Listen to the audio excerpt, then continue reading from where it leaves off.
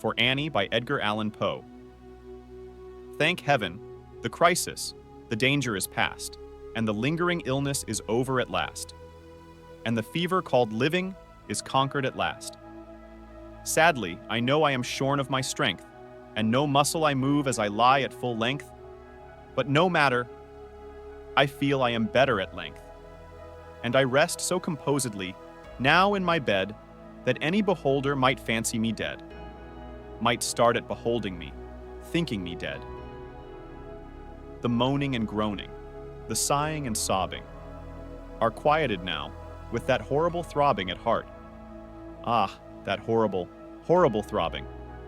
The sickness, the nausea, the pitiless pain, have ceased with the fever that maddened my brain, with the fever called living,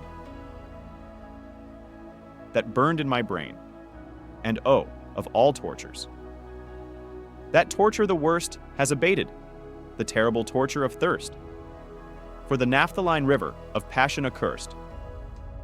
I have drank of a water that quenches all thirst, of a water that flows with a lullaby sound from a spring but a very few feet underground, from a cavern not very far down underground.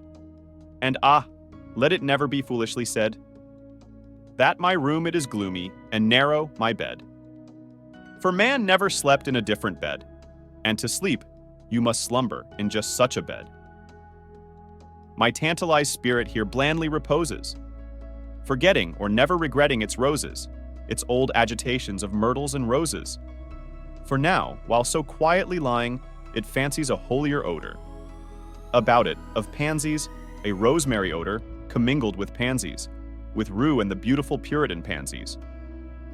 And so it lies happily, bathing in many, a dream of the truth and the beauty of Annie, drowned in a bath.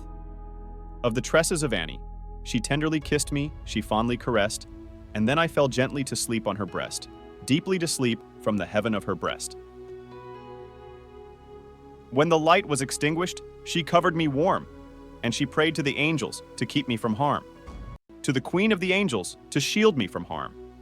And I lie so composedly, now in my bed, knowing her love, that you fancy me dead, and I rest so contentedly, now in my bed, with her love at my breast, that you fancy me dead, that you shudder to look at me, thinking me dead.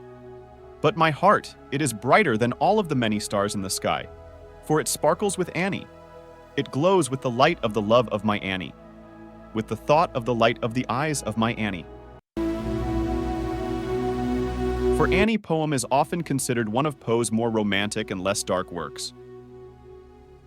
In For Annie, Edgar Allan Poe explores themes of grief, memory, and the enduring impact of lost love. The poem's mournful tone, vivid imagery, and rhythmic structure contribute to its emotional power. It serves as a testament to Poe's ability to evoke complex emotions through his poetry, even in works that are less explicitly Gothic or macabre than some of his more famous writings.